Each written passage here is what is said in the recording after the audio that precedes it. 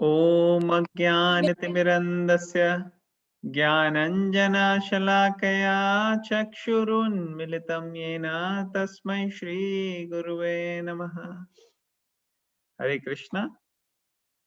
Welcome everyone, thank you for joining. हम chapter 2 कर रहे हैं भगवत गीता का, सेकंड चैप्टर, और उसमें पहले 66 श्लोक हमने कर लिए हैं। आज हम 67 से स्टार्ट करेंगे। पिछले जो हमने 66 श्लोक किए हैं उसमें से किसी का कोई क्वेश्चन, कमेंट या पॉइंट है तो आप बता सकते हैं अभी, नहीं तो हम बाद में ले लेंगे कॉन्फ्रेंस के बाद। हम स्टार्ट करें 2.67 से।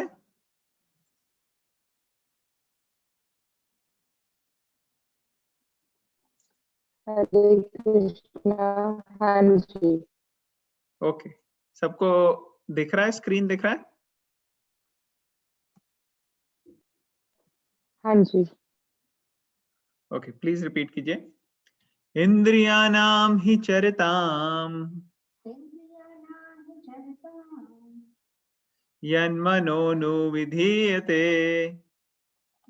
यन्मनोनुविधीयते विधीयते तदस्य हरति प्रज्ञानाम तदस्य हरति प्रज्ञानाम् वायुर्नावमिवम्भसि। वायुर्नावम् इवम्भसि। ओके, कौन पढ़ेगा ये? कोई वॉलंटियर करेगा ट्रांसलेशन पढ़ने के लिए? Should I read? हाँ please. Translation. As a strong wind sweeps away a boat on the water, even one of the roaming senses on which the mind focuses can carry away a man's intelligence. Purport. Unless all the senses are engaged in the service of the Lord, even one of them engaged in sense gratification can deviate the devotee from the path of transcendental advancement.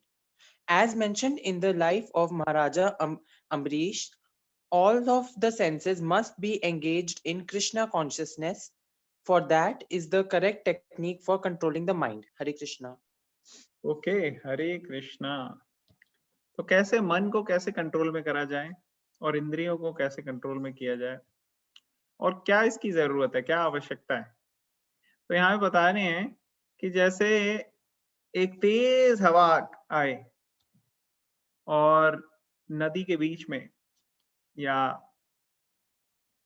Ocean के बीच में आपकी boat चल रही है, तो वो बिल्कुल boat को हिला देती है अपने रास्ते से, कहीं और लेके चली जाएगी तूफान अगर आ जाए तो उसी तरीके से अगर हम अपनी इंद्रियों को देखें, सेंसेस को देखें, अगर वो कंट्रोल्ड हैं तो वो हमारी बेनिफिशियल हो सकती है हमारी लाइफ में, और अगर वो अनकंट्रोल्ड हैं तो वो बहुत ज्यादा डेट्रीमेंटल हो सकती हैं और वो बुद्धि को एकदम दूसरी डायरेक्शन में ले जा सकती है। तो इसलिए हमें माइंड जो है हमारा वो इंद्रियों के कंट्रोल में नहीं होना चाहिए, और इंटेलिजेंस जो है वो माइंड के कंट्रोल में नहीं होनी चाहिए। अगर इंटेलिजेंस जो है वो माइंड के कंट्रोल में हो और माइंड सेंसेस के कंट्रोल में हो, तो जहां पे भी सेंसेस डायरेक्ट करेंगी वहीं पे जाना पड़ता है। शास्त्र बताते हैं पतंग मातंग कुरंग भृंग मीन हता पंच भीरेव पंच एकह प्रमाति न कथम न हन्यते ये सेवते पंच भीरेव पंच। एग्जाम्पल यहाँ पे दिया हुआ है जानवरों का। पतंगा, पतंगा होता है ना, उसके जो आईज हैं वो बहुत एफल्जेंट लाइट को देख के उसको इतनी मेस्मराइज हो जाती है, वो कहता है मेरे को जाना है, इसी के पास जाना है। और कई बार आपको आप अगर ऑब्जर्व करोगे, देखोगे कभी दिया जलता है या कभी कोई लाइट होती है, उसके आसपास एक इंसेक्ट्स जा जाके उसको भिन भिनाती हैं। कई बार तो कैंडल के अंदर जाने की कोशिश करती हैं और वहां पे जल भी जाती है। कई बार ऐसा होता है कि एक बहुत ग्लास की शील्ड है और ग्लास के उस तरफ लाइट है, लेकिन वो आके ग्लास में बैंग बैंग बैंग करके मारती हैं क्योंकि उनको जाना है वहां। तो एक सेंस उनकी है, क्या है? आईज। उसने इतना डिविएट कर दिया उनको कि उनकी जान भी चली जाती कई बार। होता है कि नहीं? कितने लोगों ने देखा है ये? Yes, I have. यस देखा है, देखा है? फ्लेम वाला तो देखा है, कौन सा वाला? जैसे दिया में फ्लेम वाला, इंसेक्ट आ करेक्ट। जाते हैं। हाँ, उसी तरह से कई बार आप देखोगे फ्लोरोसेंट लाइट्स भी होती है ना कई कई जगह, वहां पे भी हो जाते हैं, और दिया में, कैंडल में, इसमें जाते हैं। तो ये तो इसलिए देखते हैं हम कि कैसे उनकी एक सेंस जो अनकंट्रोल्ड हो गई, उसकी वजह से उनकी जान चली गई। फिर हो गया पतंग, मातंग। Matang means elephant. क्या होता है? जो पहले के टाइम में एलिफेंट को ट्रैप करने का सिस्टम क्या था, वो एक फीमेल एलिफेंट को ट्रेन करते हैं और उसको ट्रेन करने के बाद भेजते हैं। वो जाती है मेल एलिफेंट के साथ, जस्ट रब करती है उसकी स्किन के साथ। वो एजिटेट हो जाता है मेल एलिफेंट, उसको जाना है, अब फीमेल एलिफेंट के एसोसिएशन करनी है। लेकिन फीमेल एलिफेंट को हंटर ने ऐसे ट्रेन किया हुआ है कि वो घूम के उसको, जो मेल एलिफेंट है उसको टच करने के बाद वो उसको एकदम, जैसे मान लो ये एक पर्टिकुलर जगह है, दिख रही है सबको स्क्रीन में? स्क्रीन के अंदर एक ये जगह है, यहाँ पे एक गड्ढा खुदा हुआ है, ये पूरा का पूरा जो मैंने ब्लैक बनाया ना, एक गड्ढा खुदा हुआ है, और इस गड्ढे को पूरे अच्छे से कलर कर देते हैं, सॉरी अच्छे से कवर कर देते हैं, और कवर करके इसको बिल्कुल ऐसा लगता है घास और बैम्बू स्टिक्स से इसको कवर कर देते हैं। बहुत बड़ा गड्ढा होता है जिसके अंदर हाथी भी गिर सकता है, और इसको कवर कर देते हैं बांस के लकड़ियों से, बैम्बू से, और उसके ऊपर बिछा देते हैं घास। ऐसा लगता है कि ये नॉर्मल जगह है। अब जैसे यहाँ पे दूर कहीं स्क्रीन में अगर आप देखो तो यहाँ पे फीमेल एसोसिएशन ने फीमेल ने मेल के साथ रब किया एलिफेंट को, और फिर वो फीमेल क्या करती है, वो ऐसे करके इधर करके यूं ऐसे आके यहाँ पे खड़ी हो जाती है, और जो मेल है वो यहाँ से यूं आने की कोशिश करता है, आता है और इस डायरेक्शन में आ रहा है वो, और उसको ये फीमेल के पास जाना है, तो वो इतना घूम के नहीं जाता, वो इसके ऊपर से चला जाता है, और जब वो इसके ऊपर से जा रहा होता है तो इसके अंदर गिर जाता हो जाता है। है। एग्जैक्टली। तो इसके अंदर जब वो गिर जाता है तो फिर वो सिर्फ एक सेंस उसकी जो अनकंट्रोल थी स्किन की वजह से, आज वो इतने बुरी तरह से फंस जाता है कि आप देखोगे उसको इतना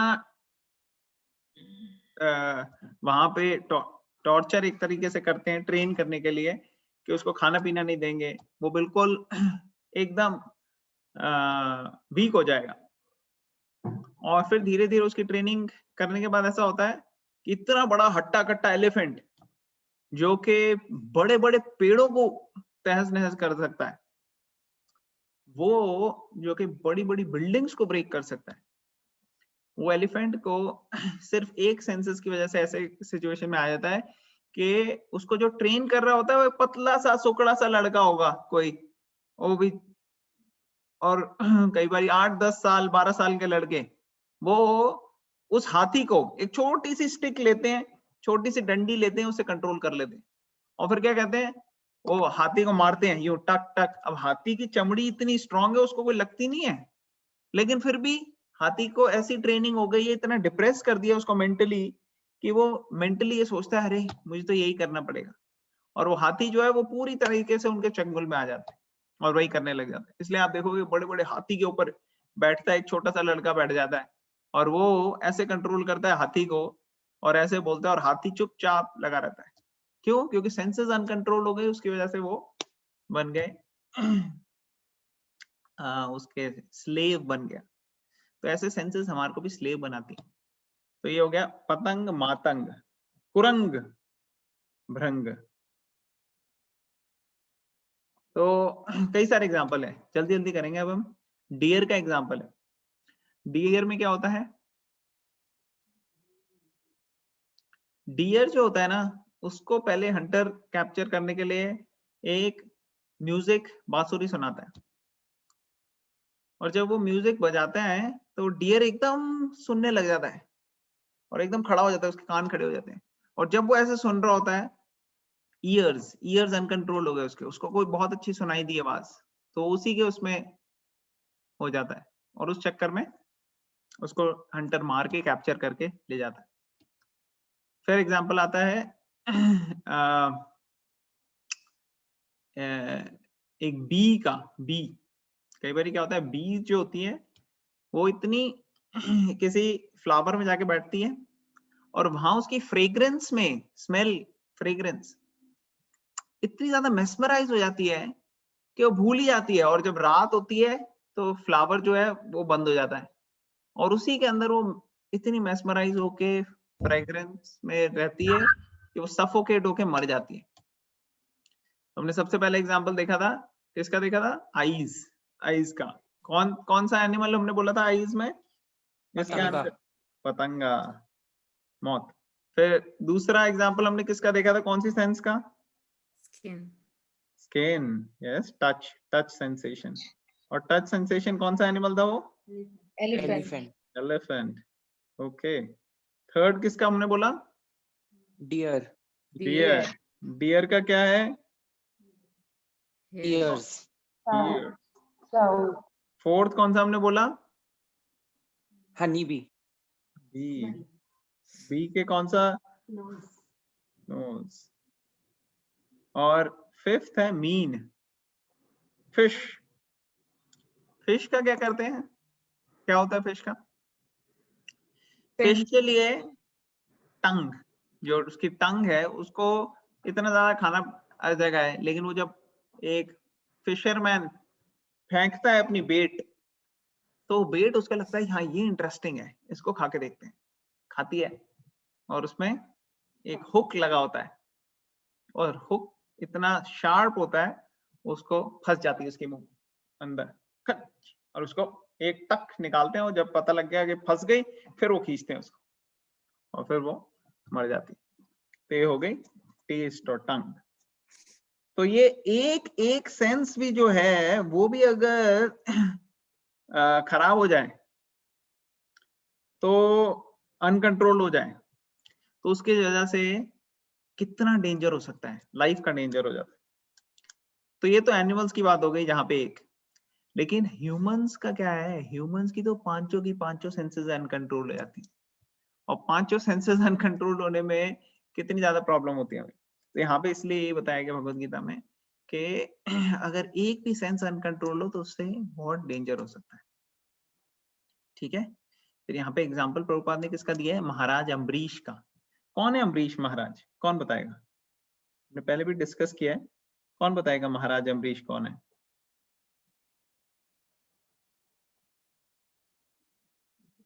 प्रभु जी महाराज अम्बरीश, कोई बोल रहा है प्रभु जी। बताइए, आप बताइए। प्रभु जी महाराज अम्बरीश बहुत ही ग्रेट डिवोटी है। उनकी आपने जो अपनी पांचों सेंसेस से एक्चुअली भगवान को जो है सर्व करते हैं, सेकंड चैप्टर में ही आपने बताया था एग्जाम्पल में, और उसके साथ अपने दुर्वासा मुनि की स्टोरी बताई थी। तो he is the only example जो अपनी पांचों सेंसेस से भगवान को जो है सर्व करते हैं, इसलिए he is the ultimate devotee. Excellent, thank you. तो महाराज अम्बरीश का एग्जांपल आता है कि ये सारी की सारी अपनी सेंसेस जो है भगवान की सेवा में रखते हैं, इसलिए कोई प्रॉब्लम नहीं होता। और इतने बड़े डिवोटी हैं कि जो इतने बड़े मिस्टिक योगी सन्यासी दुर्वासा मुनि भी जब इनके पास आए तो दुर्वासा मुनि जो हैं उनको, उनकी पोजीशन जो है वो कुछ भी नहीं है एज कम्पेयर टू अम्बरीश महाराज की पोजीशन, क्योंकि अम्बरीश महाराज जो है वो बहुत ही ज्यादा एडवांस्ड है स्पिरिचुअली। क्यों इसलिए एडवांस्ड है? क्योंकि उनके सेंसेस जो है वो कंट्रोल्ड है और भगवान की सेवा में लगी हुई है, इसलिए कंट्रोल्ड है। समझ में आ गया सबको? किसी का कोई क्वेश्चन, कमेंट या कोई पॉइंट हो यहाँ पे तो आप प्लीज बताइए, नहीं तो हम आगे चलेंगे। भैया क्वेश्चन कमेंट नहीं, जो अम्बरीश महाराज वाली स्टोरी है, आपने एक बार जो वो एकादशी के फास्ट वाली बताई थी, वही वाली है? वही वाली एग्जैक्टली, एकादशी का अगले दिन खत्म होने वाला था और दुर्वासा मुनि आ गए वहां पे, और आने के बाद वो चले गए स्नान करने, और जब टाइम एकदम खत्म होने वाला था तो अम्बरीश महाराज ने सिर्फ थोड़ा सा जल ले लिया अपना फास्ट ब्रेक हो जाए, लेकिन फिर भी उन्होंने पूरा खाना नहीं खाया। उनको ये था कि हमारे मेरे जो गेस्ट हैं वो आएंगे पहले, उनको दूंगा फिर ही खाऊंगा। तो इतने ज्यादा कॉन्शियस थे वो। आजकल हम देखते हैं किसी को भूख लगी हो ना, तो वो उसको बिल्कुल दिमाग भी शुद्ध बुद्ध नहीं रहता उसका, वो इरिटेट हो जाता है, वो कुछ भी करने के लिए तैयार हो जाता है। स्लीप या हंगर, वो ऐसे ऐसे सिचुएशन में लोगों को लड़ने मारने मरने के लिए तैयार कर देती है, इरिटेबल बना देती है। लेकिन महाराज अम्बरीश की सेंसेस पूरी कंट्रोल थी, वो इस चक्कर में नहीं आए।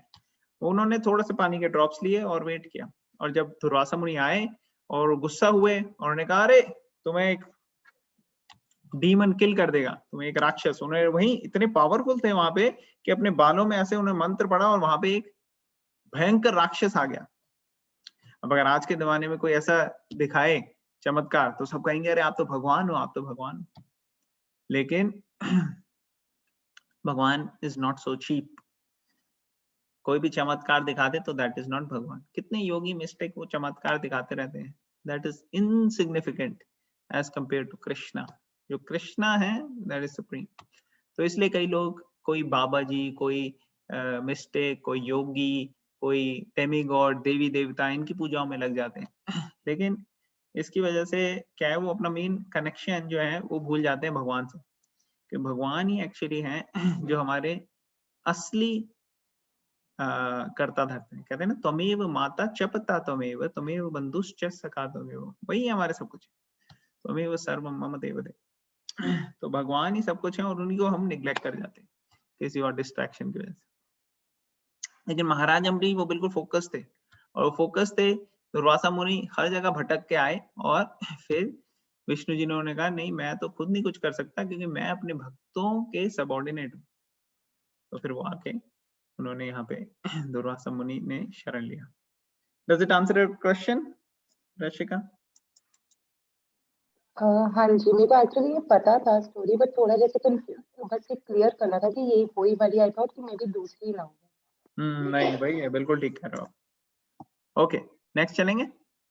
जब तक हम रिपीट करते रहते हैं ना तब तक और आपको रिविजन होती रहती है। अगर हम रिपीट नहीं करेंगे तो फिर एक बार ही सुना भूल जाते हैं, इसलिए वी हाँ कीप जी। रिपीटिंग। ओके, तो 2.68 करेंगे अब।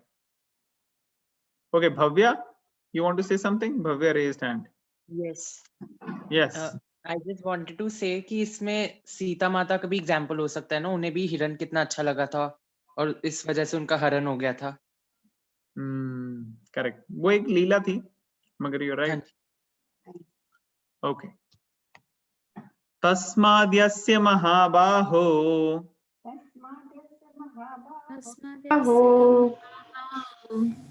निगृहीतानि सर्वशः निगृहीतानि सर्वशः इंद्रियाणि इंद्रियार्थेभ्यः इन्द्रियाणि इन्द्रियार्थेभ्यः तस्य प्रज्ञा प्रतिष्ठिता। तस्य प्रज्ञा प्रतिष्ठिता। ओके, कौन पढ़ेगा ट्रांसलेशन? Can I read? हाँ जी, please. Therefore, O mighty armed, one whose senses are restrained from their objects is certainly of steady intelligence. But one can curb the forces of sense gratification only by means of Krishna consciousness or engaging all the senses in the transcendental loving service of the Lord. As enemies are curbed by superior force, the senses can similarly be curbed, not by any human endeavor, but only by keeping them engaged in the service of the Lord. One who has understood this, that only by Krishna consciousness is one really established in intelligence, and that one should practice this art under the guidance of a bona fide spiritual master, is called a sadhak, or a suitable candidate for liberation. Hare Krishna.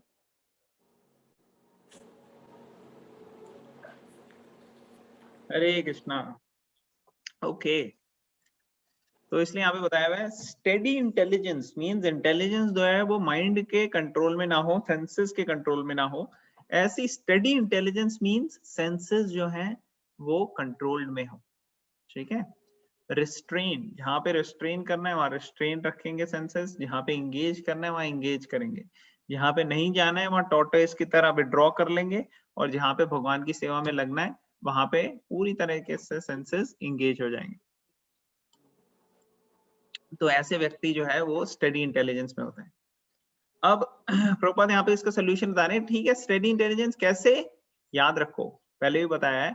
Study intelligence means restrain of senses means engage रखना भगवान की सेवा में। अगर हम engage नहीं रखेंगे senses को तो आज नहीं तो कल वो बाहर आ ही जाएंगे। कितना कंट्रोल करेंगे वो कंट्रोल एकदम गिव अप हो जाता है। तो इसलिए ऐसा रिस्ट्रेन और ऐसा कंट्रोल लॉन्ग टर्म नहीं करता, इट्स नॉट लॉन्ग लास्टिंग।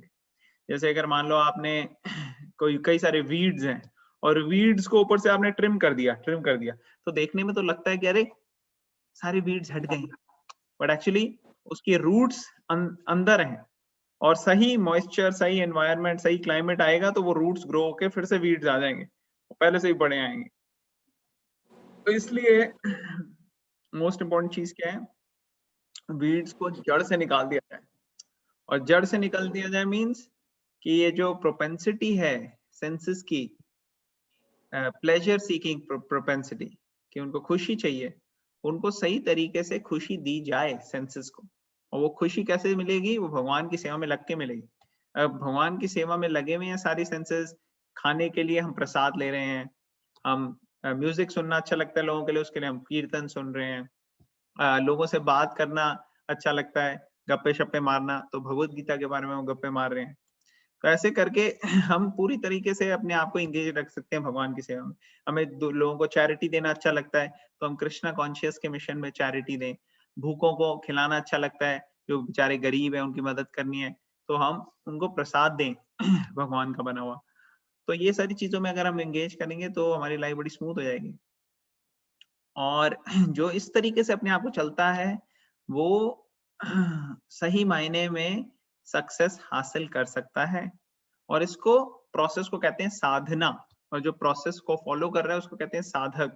और इसमें एक सबसे इंपॉर्टेंट स्टेप क्या होता है कि किसी बोनेफाइड पर्सनालिटी के अंडर हम सेवा करें।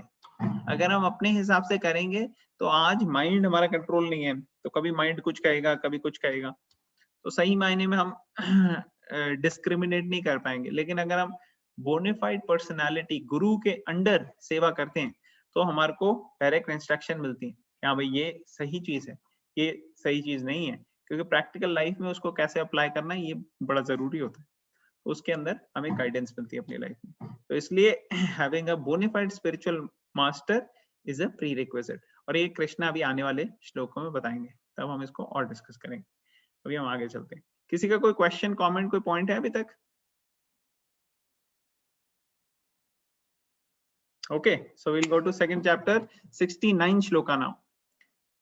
या निशा सर्वभूतानां या निशा सर्वभूतानां तस्यां जागृति संयमी तस्यां जागृति संयमी तस्यां जागृति भूतानि तस्यां जागृति भूतानि सा निशा पश्यतो मुने। पश्यतो मुने। Okay, कौन पढ़ेगा ट्रांसलेशन? हाँ पढ़िए please. Translation. What is the night for all beings is the time of awakening for the self-control, and time of awakening for all beings is night for the introspective sage. Purport. Okay. There are two classes of. Okay. So night for all beings, time of awakening for self-control. Time of awakening for all beings is night for introspective sage. तो जो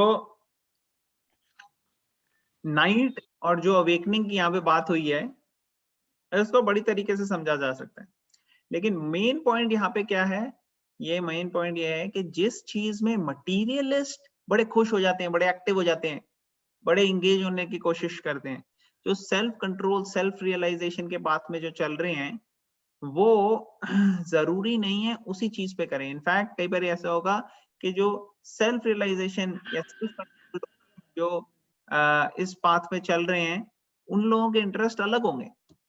कई सारे, जैसे आप लोग आ रहे हो भगवत गीता पढ़ने, लेकिन अगर आप नॉर्मली किसी को कहो, वो कहेंगे अरे क्या यार भगवत गीता क्या बोरिंग है, इसको क्या हम पढ़ेंगे, समझ नहीं आ रहा। क्यों? क्योंकि उनका इंटरेस्ट नहीं है। उनका इंटरेस्ट है मटीरियलिस्टिक चीजों में, जिसका मतलब ये है कि उनकी कॉन्शियसनेस लेवल जो है वो एडवांस नहीं है, वो बड़ी लो लेवल की कॉन्शियसनेस है। लो लेवल कॉन्शियसनेस मतलब कि जैसे जानवरों की कॉन्शियसनेस होती है, उनको आप जानवरों को बिठा के भगवत गीता नहीं पढ़ा सकते। तो कई ह्यूमंस भी हैं, वो बड़े लो कैटेगरी की उनकी कॉन्शियसनेस लेवल है। तो उसमें क्या होगा कि वो ज्यादा समझ नहीं पाएंगे। लेकिन जो आप लोग इंटेलिजेंट लोग हैं, जो आ रहे हो, जो पढ़ने की कोशिश कर रहे हो, आप समझोगे कि हाँ भाई कैसे इसको समझा जाए, कैसे लाइफ में अप्लाई किया जाए।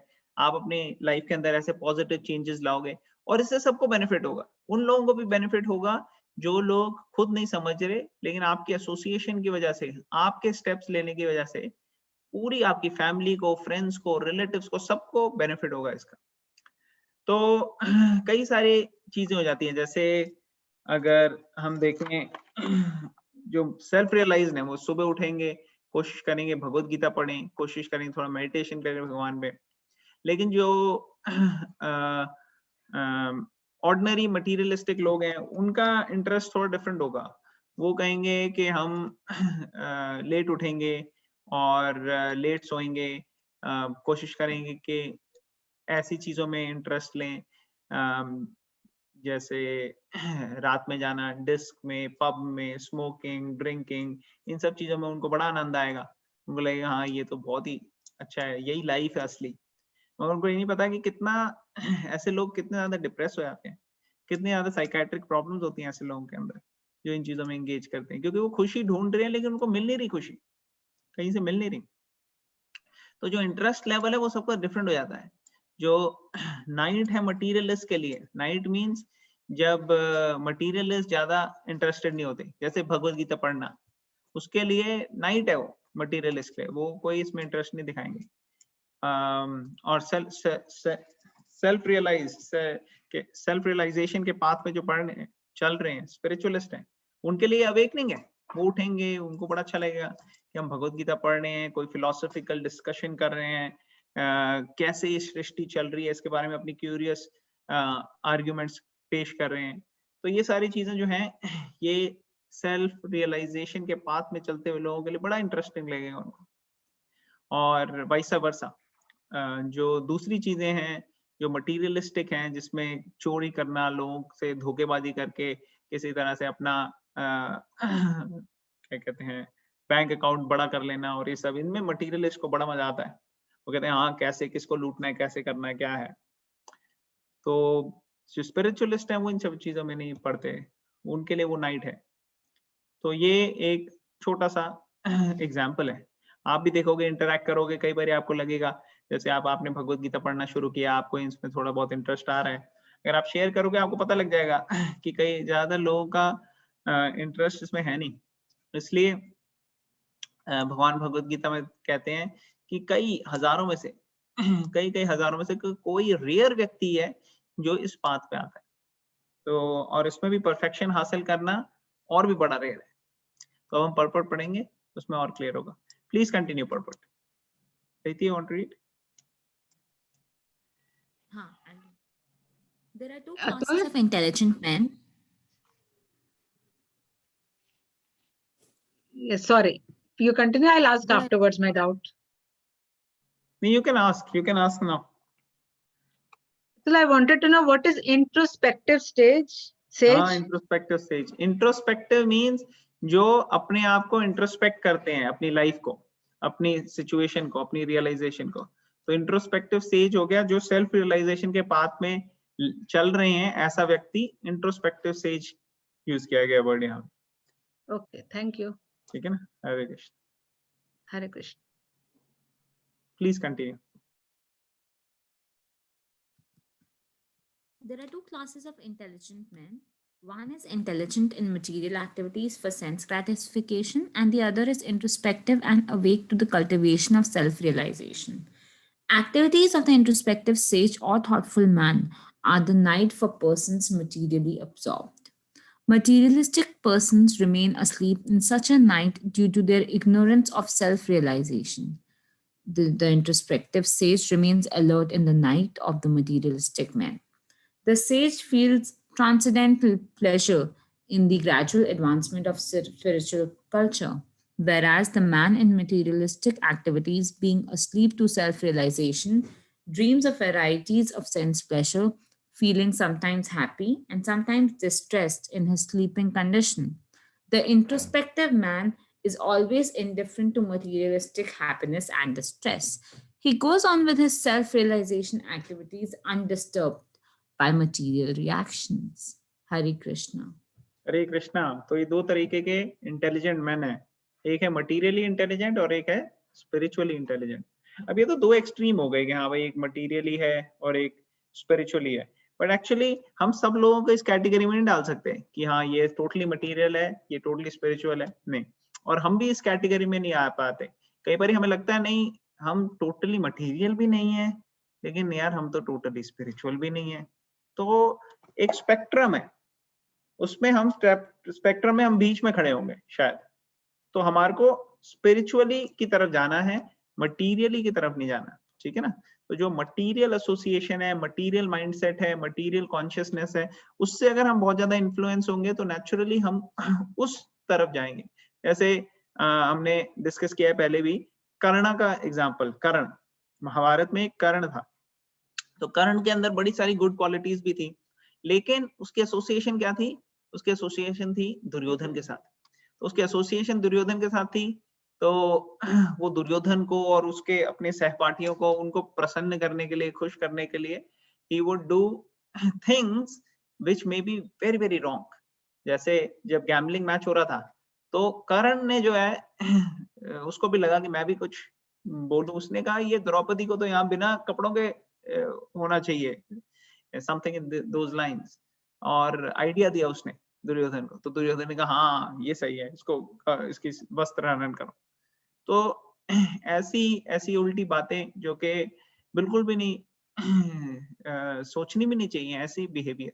तो कई बार जिस एसोसिएशन में हम होते हैं उस हिसाब से पीयर प्रेशर आ जाता है और उस हिसाब से बिहेव करने लगते। तो इसलिए अगर आपका एसोसिएशन होगा ऐसे लोगों की तरफ जो कि सेल्फ रियलाइजेशन की तरफ बढ़ रहे हैं, जो भगवत गीता वगैरह पढ़ रहे हैं, जो अपने आप को एक कंट्रोल्ड रेगुलेटेड मैनर में चलाने की कोशिश कर रहे हैं, तो आप देखोगे अपने आप के आपके अंदर वैसे ही पॉजिटिव चेंजेस आएंगे।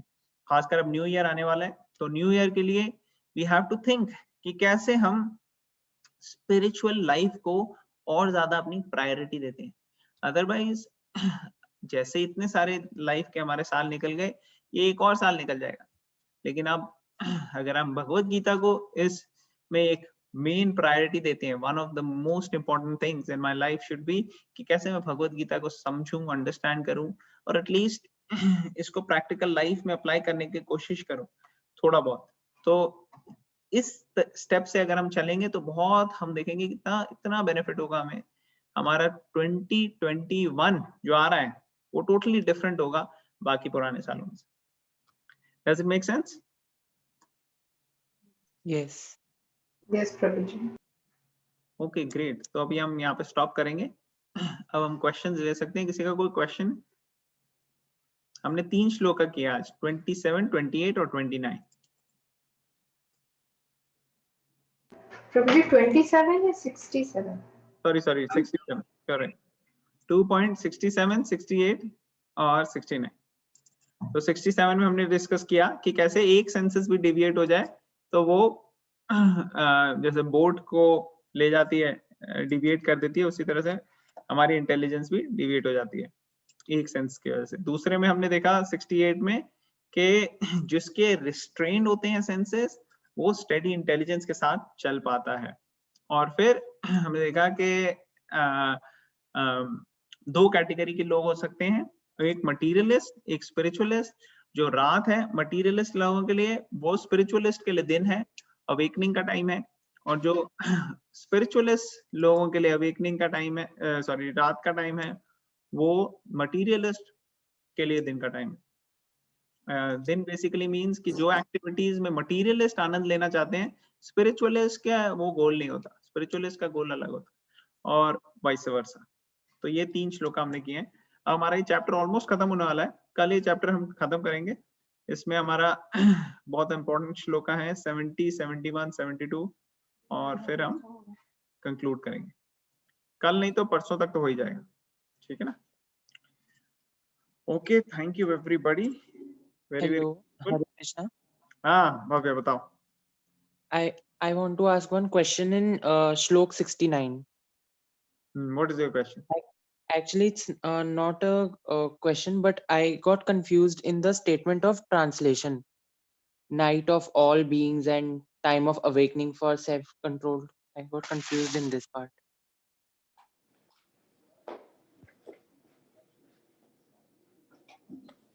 यस, तो जैसे मैंने पहले भी बताया, night means time of inactivity.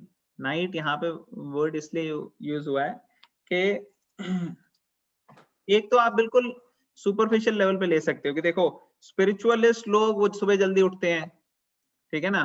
जैसे आप टेंपल में जाओ, जो वहाँ पे सही में मायने में स्पिरिचुअलिस्ट लोग हैं, एक कैटेगरी की हो गई, वो लोग 4 बजे उनकी आरती स्टार्ट हो जाती है, 4, 4:30।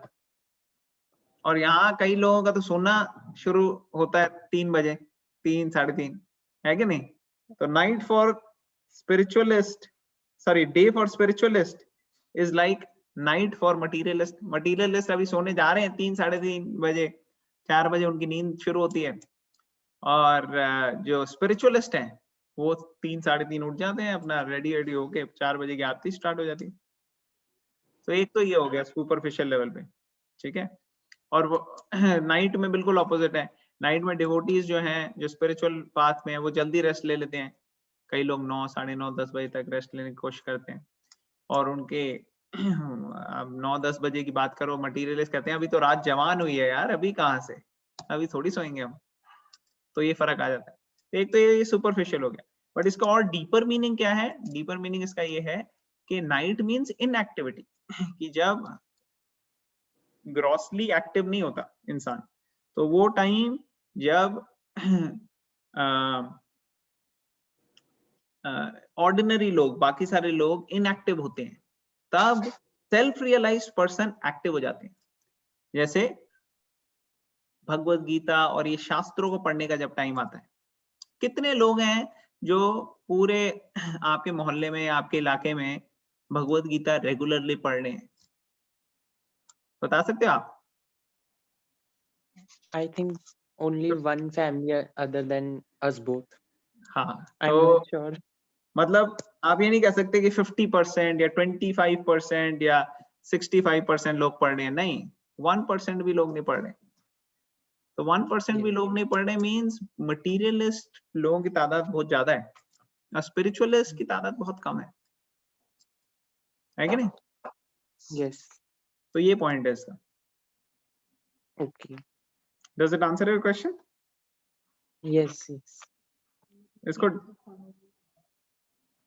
इसको डिटेल में हम बाद में भी डिस्कस करते हैं, बट बेसिकली इसका पॉइंट ये है कि नाइट मींस इनएक्टिव टाइम, जब इनएक्टिविटी रहती है, और डे मींस जब हम एक्टिव रहते हैं। तो स्पिरिचुअलिस्ट के लिए जो डे है वो है भगवत गीता पढ़ना, और स्पिरिचुअलिस्ट के लिए नाइट क्या है?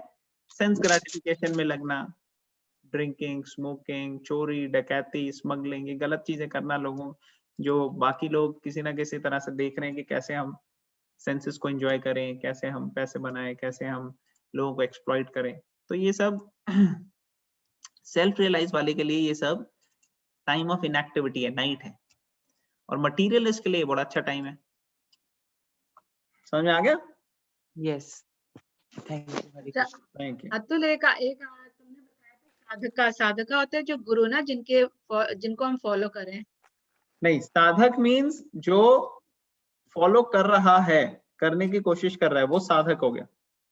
जो फॉलो कर रहे हैं। और एक और तुमने बताया था एक वर्ड, साधक, और जो गुरु साधना। साधना मीन्स प्रोसेस। साधना मीन्स प्रोसेस। भगवत गीता को पढ़ना, चैंटिंग करना, मेडिटेशन करना, ये सब हो गई साधना। साधना को जो कर रहा है वो हो गया साधक, मीन्स हम लोग जो प्रैक्टिस करने की कोशिश कर रहे हैं, और जो हमारी हेल्प करते हैं करने में वो हो गए गुरु। Okay, thank you. Thank you.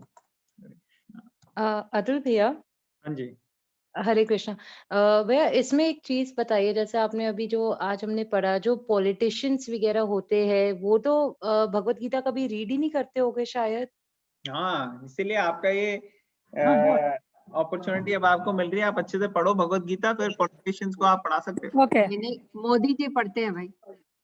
वो लेकिन वो इम्प्लीमेंट तो बहुत ही मुश्किल होता होगा, क्योंकि बिकॉज अभी जैसे even I was planning my future to volunteer and enter into this politics, but I have started reading Bhagavad Gita. जब से कॉन्फ्रेंस हमने ज्वाइन करा है तब से आई एम सो कंफ्यूज कि मेरे को ऐसे लगता है कि मैं कर ही नहीं पाऊंगी, because it is so much, मतलब करना पड़ता है जो भगवत गीता के अगेंस्ट है।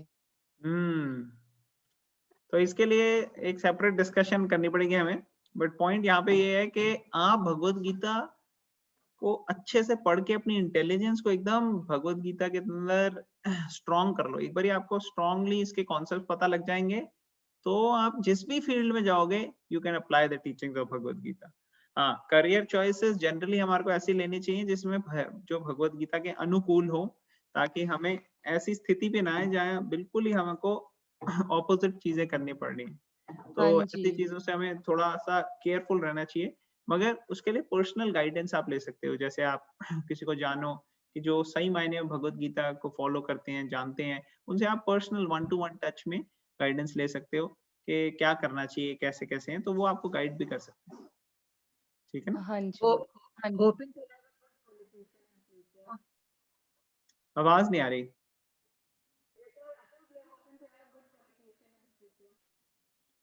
गुड़िया में वी कांट हेयर यू। आप एक बार पास आ जाओ माइक के, हमें आवाज नहीं आ रही क्लियरली। नहीं, मैं कह रही हूँ we may have good politician in future.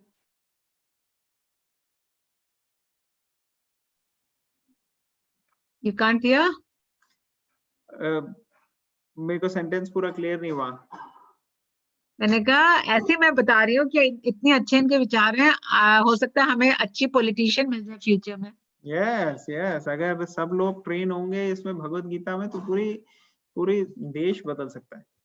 That should be our mission and goal, कि हम जितने लोगों को भगवत गीता सिखा सकें, सीख सकें, खुद पढ़ सकें, डिस्कस कर सकें, उतना अच्छा है। आप देखो नेक्स्ट जनरेशन आने वाले सालों में, डेकेड्स में पूरी चेंज हो जाएगी अगर हम प्रैक्टिकली सही तरीके से एफर्ट करेंगे। Okay, very nice, thank you for enthusiastic participation, such nice questions, कितने अच्छे questions पूछा आप लोगों ने। तो हम कंटिन्यू करेंगे कल, आज के लिए हम एंड कर दें। भगवत गीता की जय, श्रील प्रभुपाद की जय। हरे हरे कृष्ण। हरे कृष्ण। हरे कृष्ण।